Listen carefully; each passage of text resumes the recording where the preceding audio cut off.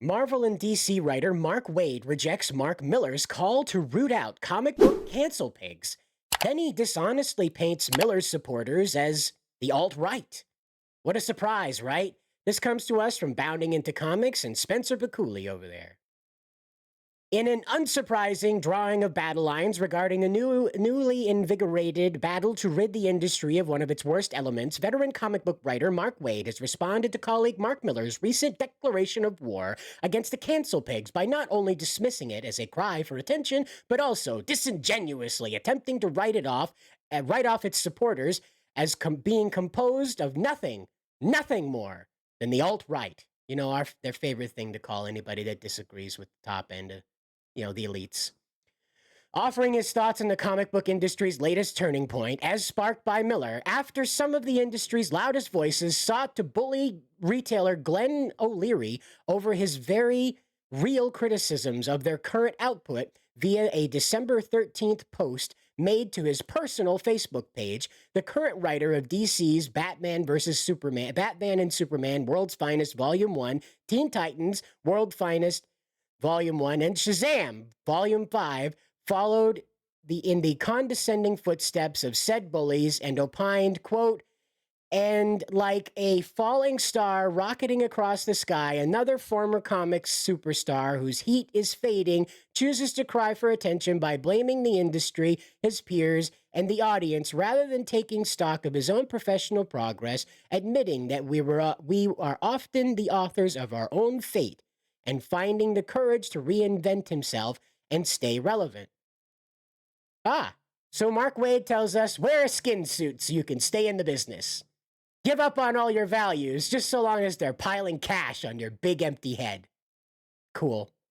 Quote, "It's really not that hard," he continued. "My star's not going to burn forever either. No one's does. And accepting that fact gracefully is a sign of emotional maturity. But if I ever become that guy, every single one of you has permission to slap me upside the head and force me to reread the above paragraph as many times as it takes to sink in." Yeah, Mark. You bet. Following its publication, Wade's post would be met with a bevy of responses from both supporters and critics, the latter of which he would use as a jumping-off point for further arguments. Sharing the video of O'Leary's now famous rant against the industry's turn to self-validation over good storytelling, fellow Facebook user Classic Marvel Era asserted, quote, "There are some things that can't be agreed with, but clearly there is a disconnect between the Big Two's editorial, the LCS owners, and the readers. And Mark is not wrong to highlight that." He went on to say, more quality storytelling is needed. There's a reason why you, Joe Q, Kurt Busiek, Donnie Cates made a mark that still wows the readers today. Dismissing both the fan and O'Leary's frustrations, Waid proceeded to condescendingly declare, quote, "All this complaint about how comics are dying because familiar characters are being written out of character by people who just want to, quote, self-insert their own political causes or turn them into SJW mouthpieces. But not one single legitimate example is given." Not one, apparently. Batman being cucked by an Aquaman stripper, left at the altar by Catwoman because Tom King was going through a divorce while he was writing that. No, that's not at all a self-insert, Waid. You empty-headed yuck-em-up. Proceeding to present one of the most dishonest reads of the entire situation that perhaps will never be raised throughout the entire debate, Waid then questioned, quote, "No one. Who? Superman, Batman, Green Lantern, Flash, Wonder Woman, Spider-Man, Captain America, Daredevil, Iron Man, Nightwing, Harley Quinn, Damian Wayne. Seriously? What am I missing here? Have these complainers read a single Marvel or DC comic in the 2020s? I don't know. I tuned out in 2011 when everybody decided it was just going to throw it all down the trash again, down the trash heap again. Because none of you really care, Mark. You just said earlier you're going to wear a freaking skin suit to get paid. Become something different. Forgo your values so long as there's cash in your pocket. You freak.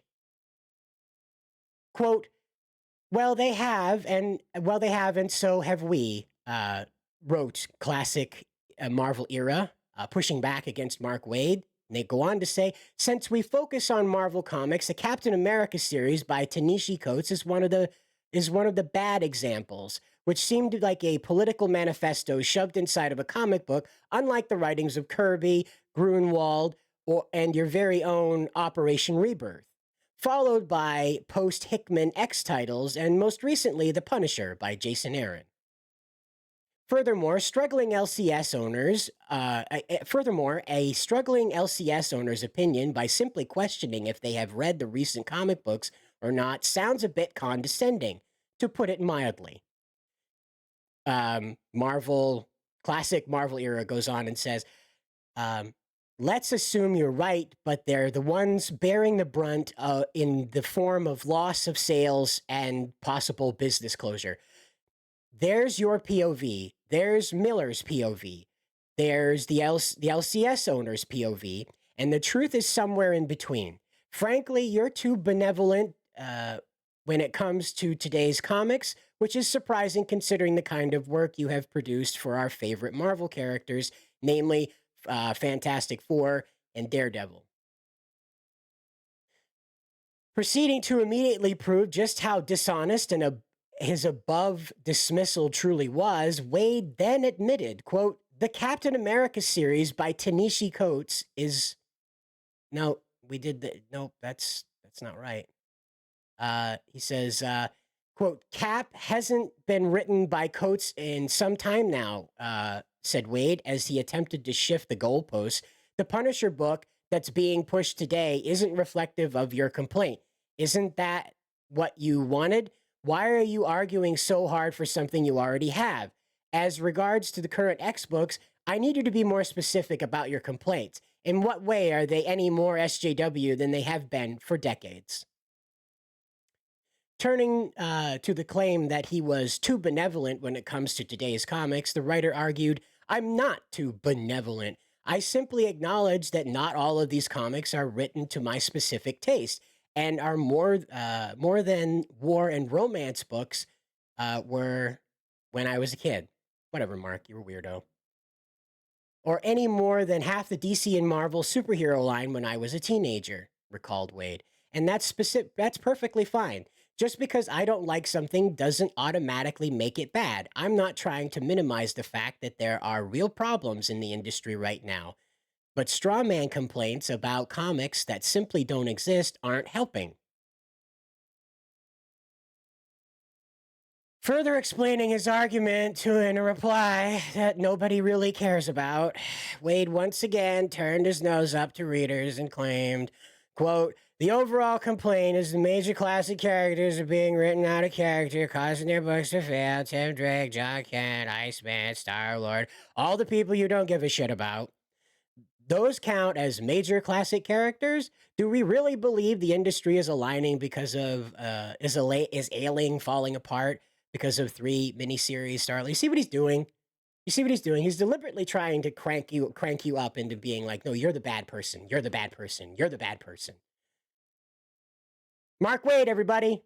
Totally worthy of every breath he takes. Absolutely worthy of seeing the sun today. Mark Waid. Not the people overseas that are getting killed. Mark Waid's the one who deserved to live today. Remember that. And then a shill shows up, decides to jerk him off a little bit. And Mark goes on to opine about a bunch of stuff. If you care about this, feel free to check the link down in the description. I don't. Mark Waid needs to be strapped to a rocket ship and sent straight into the sun. There's no use for him on the face of this earth. There never was.